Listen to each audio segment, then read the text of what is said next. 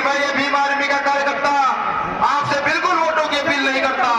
मैं ये नहीं कहता कि आप वोट दे, मैं तो आपसे मजदूरी मांगने आया। मैं वो मजदूरी मांगने आया हूं जब भरी सर्दी में रात को 2 बजे उठकर मेरा कार्यकर्ता सड़क पर जाकर लाठी खाने का काम करता है।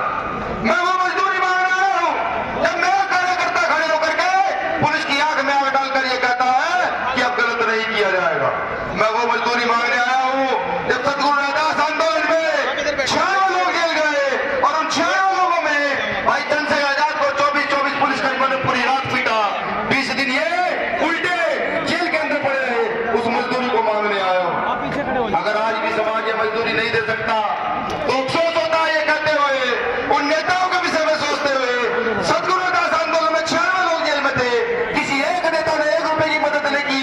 किसी एक नेता ने ये नहीं कहा इन 96 बच्चों की जमानतें कैसे होंगी। वो तो आभार है आप सब लोगों का। आपने 1 रुपया इकट्ठा करके हम सब लोगों की जमानतें कराने का काम किया। हक अधिकारों की लड़ाई कब शुरू होती है ये जानना जरूरी है। हक अधिकारों की लड़ाई सिर्फ सड़क से शुरू नहीं होती। सड़क की लड़ाई, सड़क से अगर हक अधिकार जीते जाते तो मुझे लगता है कि भीम आर्मी आजाद समाज पार्टी से मजबूत आंदोलन इस पूरे देश में कोई है नहीं साहब। अगर हक अधिकारों की लड़ाई चाहते हो कहां से जीती जाती है? हक अधिकारों की लड़ाई कहीं से जीती जाती है तो इस देश की संसद में बैठकर जीती जाती है। मैं कहता हूं यहाँ बैठे, मैं कहता हूं यहाँ आए सुरक्षा कर्मियों से भी कि आप लोग भी ध्यान रखें। आपके हक अधिकार भी पेंशन के आधार पर छीने गए हैं।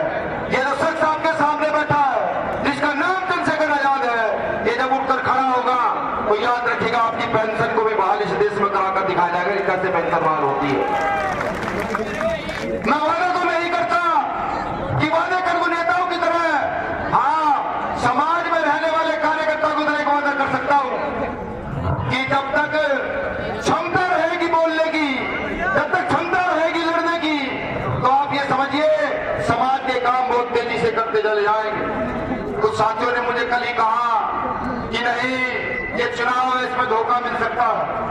ये चुनाव है, कुछ लोग आपको छोड़कर जा सकते हैं। मैंने कहा मैं याद कराऊंगा साथियों को, वो मजदूरी याद कराऊंगा कि जब मौलाना साहब के ऊपर यहाँ झूठे आरोप लगाए गए तो इस भारत में अगर कोई बोलने वाला था तो सिर्फ एक ही नेता था जिसका नाम चंद्रशेखर आजाद है। मौलाना साहब की शख्सियत पढ़ने का काम कीजिएगा। जब मौलाना साहब को पढ़ेंगे तो पता लगेगा भारत की एक विशेष पर्सनैलिटी में मौलाना साहब का नाम आता है। मैं याद कराऊंगा वो जब जुनैद को मारा जाता है। मैं याद कराऊंगा वो जब 250 ग्राम मीट के लिए खाली अखलाक को मारा जाता है। मैं याद कराऊंगा यो कि जहां पर मौलवी की के नाम पर मुसलमानों की हत्या होती है। मैं याद कराऊंगा वो जिनको आज तक आप वोट देते रहे, वो अपने कमरों में बैठकर ट्यूटर खेलते हैं, जिसको आपने आज तक कभी वोट नहीं दिया। वो आदमी आकर सड़क पर खड़ा होकर आपके लिए लड़ता है। मैं ये वो याद कराऊं। मैं ये कहता हूं जिस प्रकार से मजदूर पूरे दिन मजदूरी करके शाम को अपने घर में दाल ले जाता है, आटा ले जाता है, नमक मिर्च लेके जाता है, उसी प्रकार से चंद्रशेखर आजाद भी पिछले 10 सालों से आपकी मजदूरी कर रहे हैं बहुजन समाज के लोग। बहुजन समाज के लोग कौन? वो शोषित है, जो वंचित है, जो पीड़ित है, जिनको दाढ़ी टोपी के नाम पर मारा जाता है, जिनको बाबा साहब अम्बेडकर के नाम पर मारा जाता है, वो सारा समाज जो शोषित वंचित है, आज चंद्रशेखर आजाद उनकी मजदूरी कर रहे हैं। अगर आप चाहते हैं कि आपका रक्षण हो, आप चाहते हैं कि आपका पालन हो, तो आपकी जिम्मेदारी बनती है भाई चंद्रशेखर आजाद को इनकी मजदूरी देकर के यहाँ के सबसे बड़े लोकतंत्र के घर में बिठाने का काम करें, जहां से आपकी आवाज बुलंद कर सके, आपके बच्चों के भविष्य का निर्माण कर सके। अगर ऐसा आपने किया तो समझिए किस देश की राजनीति में नया इतिहास लिखा जाएगा। मेरे बखूबी याद है जब साहब मान्यवर काशीराम साहब ने यहाँ पर राजनीतिक दल का निर्माण किया, तो राजनीतिक दल का निर्माण करने के बाद साहब काशीराम ने यहाँ शोषित वंचित वर्ग के लोगों को, जो लोग ठेली लगाते थे, जो लोग रिक्शा चलाते थे, जो लोग जूते काटने का काम करते थे, उनको विधानसभा और संसदों में भेजने का काम तो साहब काशीराम साहब ने किया। आज पुनः भारत को ऐसी राजनीति की आवश्यकता है कि अगर आप ये चाहते हैं कि आपका बेटा में अगर क्षमता है वो राजनीति करे, वो गरीब बच्चे राजनीति करे, तो गरीब के बेटे को उठाकर खड़ा करने की जिम्मेदारी आपकी है। मैं बार बार एक बात कहता हूं सभी मंचों से कि हर नेता ताकतवर होता है, बिल्कुल ताकतवर होता है अगर वो अपने विचारों पर खड़ा है, लेकिन नेता एक बार कमजोर तब पड़ता है कि समाज उसकी मजदूरी देने से इनकार कर दे और कदम पीछे उठा दे। अब ये तय आपको करना है कि चंद्रशेखर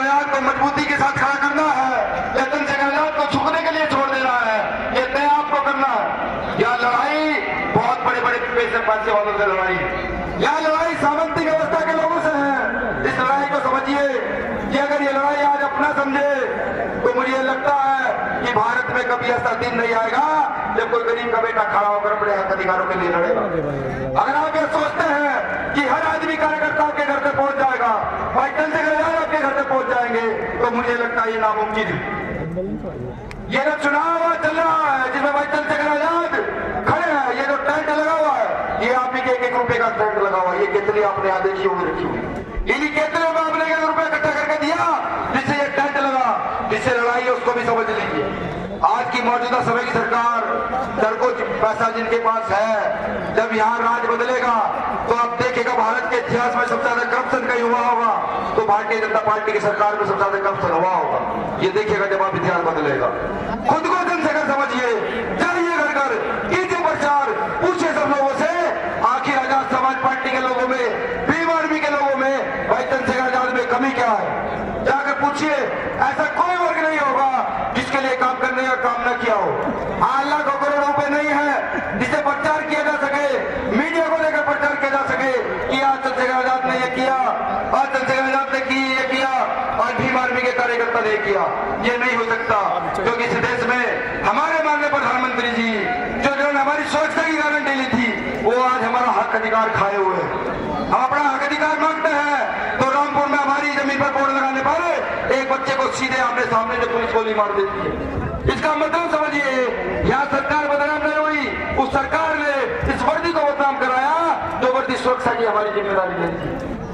समझिए, ये देश निर्माण की बात है, ये समाज निर्माण की बात है। और अगर आज हम भी इस ओर ना चले तो कल आने वाली नस्लें हमें क्या कहेंगी। याद कीजिए शहीद आजम भगत सिंह का समय, याद कीजिए शहीद आजम उधम सिंह का समय, जिन्होंने 23 साल की उम्र में खुद को फांसी लगा करके इस देश के लिए कुर्बानियां देने का काम किया। याद कीजिए वो समय, याद कीजिए वो समय। अगर वो समय आज भी याद न आया तो मुझे ये लगता है कि आने वाले इतिहास में ये समय दोबारा लौट कर नहीं आएगा। मेरा पुनः आपसे निवेदन है, वो मजदूरी देने का काम जरूर कीजिएगा जो रात को 12-1 बजे 2 बजे उठ करके भाई चंद्रशेखर आजाद समाज में बीच में पहुंचने का काम करते हैं, पुलिस पर डंडे खाने का काम करते हैं, अपने पैरों के नखून भी छिलवाने का काम करते हैं। आप सब लोगों ने मुझे सुना, शुक्रिया। एक बार चुनाव चिन्ह सब लोग जोर से बता दीजिए, भाई चंद्रशेखर आजाद का चुनाव चिन्ह क्या है? दोबारा बताइए क्या है? आपका चुनाव चिन्ह क्या है? मेरा चुनाव चिन्ह क्या है? पार्टी का चुनाव चिन्ह क्या है? चंद लाइनों से अपनी बात खत्म करूंगा। साथियों, फोन वही चुन पाते हैं जो कांटों से टकराते हैं। साथियों, फोन वही चुन पाते हैं जो कांटों से टकराते हैं। अधिकार मांगे नहीं जाते, अधिकार तो छीने जाते हैं, छीने जाते हैं, छीने जाते हैं। अब भाई